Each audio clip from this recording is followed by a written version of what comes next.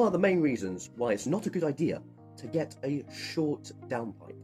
If you're in England, you've just got your CBT and you've got your first bike, your first modification is mainly going to be the exhaust, as we all do. We all do it, don't lie, apart from the really, really sensible people.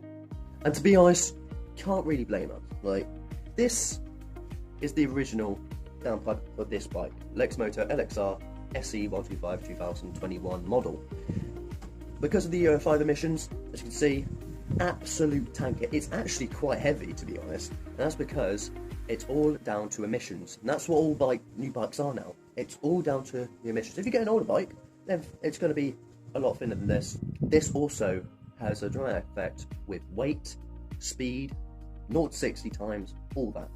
So all the power and excitement and everything like that is all ruined, mainly because of this. And it doesn't really sound that nice. To be fair, this one actually sounds pretty decent. It's got a nice rumble, but some 125 sounds like a hairdryer, basically. So most people go for someone like Blackwidow or a Prokovich, stuff like that. And for the Shure exhausts, SC Project, Toga, all that. Or if you want to be an absolute knobhead to everyone, Pro Racing exhausts. So with downpipes, obviously, they don't really care about emissions that much. All they care about is performance, noise, all the things that you actually want, like the bike to come with. Like, as you can see in these pictures, this is my bike with the normal exhaust on that it comes with stock, and here is the Blackwidow that I've got on it currently. So once you have it, it's designed to be lighter, has a more throat to it, and it can actually, you can remove the baffle, which you can't on the stock exhaust pipes because they are welded. So that is a nice feature as well. The other thing that I need to talk about is between carbon fibre and stainless steel. I know there are titanium, or whatever the bloody hell they're called, exhaust, but I'm not really gonna go onto that sort of topic, onto those type of exhausts, because I don't really know much about them, and I don't really want to get things wrong. So if you do know anything about them, please comment down below. Tell me all about them. But yeah, carbon fibre exhausts, they're more expensive, especially like Blackwidows with their carbon fibre range. Oh my god, they are bloody expensive. £100 extra to the normal stainless steel version, the exact same one that you're thinking of getting carbon fibre style. So let's just talk about that very quickly. The carbon fibre one looks nice, looks better. Don't get me wrong on that. I've got a carbon fibre tip, as you saw on the Blackwidow, but I didn't actually go for the full thing. And some people have asked me, why is that? Well, let me tell you. So, stainless steel, it's just a nice shiny exhaust. It does the exact same thing as the carbon fibre one, but a lot cheaper as well, about £100 almost. And the thing is, the shine will last longer. Even if it gets dirty for a while and everything like you clean it, a bit of polish, that shines like brand new. But the thing is, with carbon fibre, it looks nice. It looks light and all that, but the thing is, it's a carbon fibre wrap. So it's the exact same exhaust, stainless steel, but they put the carbon fibre wrapping over it, and then they charge you £100 extra.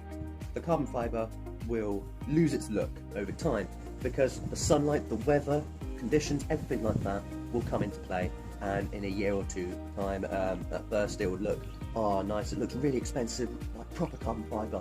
And then in 2 years' time, oh shit, it looks like I've just bought it off Wish. Now coming on to the actual topic of this video of why it's a bad idea to get the short version of the exhaust, or the short pipes that you can get, is this reason. Preferably better to get a longer downpipe for this reason. If you drop your bike or crash it anyway, like at low speeds, high speeds, it doesn't really matter in this sort of scenario. But at low speeds, like 10 miles an hour, something like that, on a parking lot or anything like that, or if you dropped it by accident and it drops on the exhaust pipe side, and why I'm saying that instead of left and right is because on different models, different manufacturers, they put their exhaust either side. I know that some do a underbelly exhaust, which this does not apply to because it doesn't really matter anyway. But if you drop it on the exhaust side, the exhaust will protect the bodywork to some extent, so you won't have as much damage as if you had a short can, because they would do nothing. It's also about compression as well. Shorter exhausts have not a lot of compression compared to longer aftermarket exhaust cans. And you probably say, wait a second, Rider, that sounds more like a two-stroke. Well, that is a two-stroke. But the thing is, it does comply with four strokes as well, but just in a different way. Like if you have a shorter can, you'll actually lose power on the top end. Yes, it might sound meatier, it might sound like more mean and loud and everything like that, which you probably want if you like on a 600 or something like, or 1000, where you will just get up to that speed regardless anyway. You'll just lose 1 or 2 miles an hour, which doesn't really matter to you anyway, probably. Depends if you are an absolute speed freak. It all depends. But if you don't care too much about speed, because you won't be able to get up to that top speed anyway unless you're on the Nürburgring, it doesn't really matter anyway, then fair enough, go for it. But if you're on a 125 where you need that speed, I definitely recommend getting a longer Dan, because you will get that top end power as best as you can.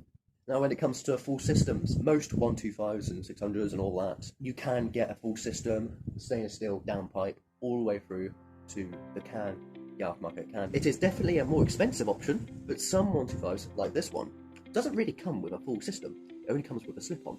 Now, if you're working with budget and everything like that, I'd definitely just suggest the slip-on, because it will still do pretty much most of the things that you would want a full system to do, but it won't get the full performance that you'd probably want from it. Like with a full system, you've got no baffles, you've got nothing, it's lighter. The whole thing is probably 4 kilograms lighter, so you'll get that 0 to 60 time a little bit better than a slip-on. And to show you what I mean this. This is an original downpipe. So as you can see, it's not too heavy, It's quite light actually. But as you can see, that bit there, depending on your 125 or 600 or 1000.